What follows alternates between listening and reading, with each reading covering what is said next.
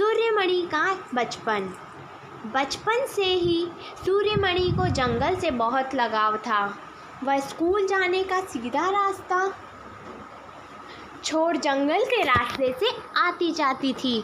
सूर्यमणि के पिता की छोटी सी खेती थी। उनका पूरा परिवार पास वाले जंगल में जड़ी बूटी इकट्ठे करके बाजार में बेचता था। उसकी माँ बाँस से टोकरी बुनकर और गिरे हुए पत्तों से के पत्तल बनाकर बेचती थी। पर जब से शंभू ठेकेदार आया, जंगल में एक पत्ता उठाना भी मुश्किल हो गया था। सूर्यमणि के गांव के लोग ठेकेदार से डरते थे, पर बुद्धिया माई नहीं डरती थी।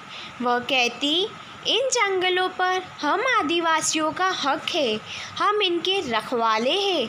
ठेकेदार की तरह हम जंगल काटते नहीं हैं।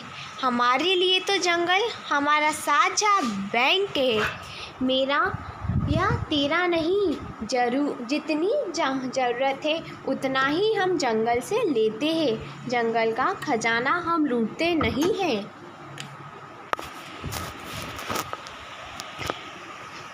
छोटी सी खेती के सहारे घर चलाना मुश्किल हो रहा था।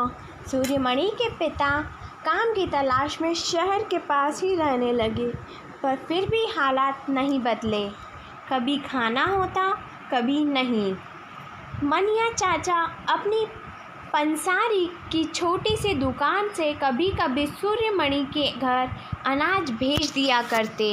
उन्होंने कोशिश करके सूर्यमणि का दाखिला बिशनपुर गांव के स्कूल में करा दिया। उसे वहीं रहकर पढ़ना था। स्कूल से ही फीस, खाना, कपड़े, किताबें सब कुछ मुफ्त मिलने लगा था। पर सूर्यमणि को अपना गांव जंगल छोड़कर दूर जाना पसंद ना था।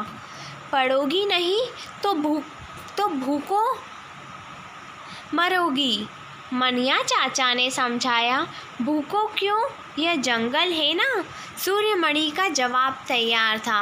अरे पगली, हम आदिवासियों को अपने जंगल से हटाया जा रहा है।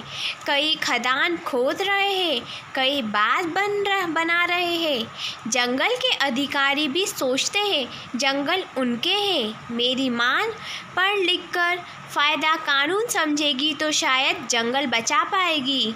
छोटी सूर्यमणि मनिया चाचा की बात कुछ समझ पाई।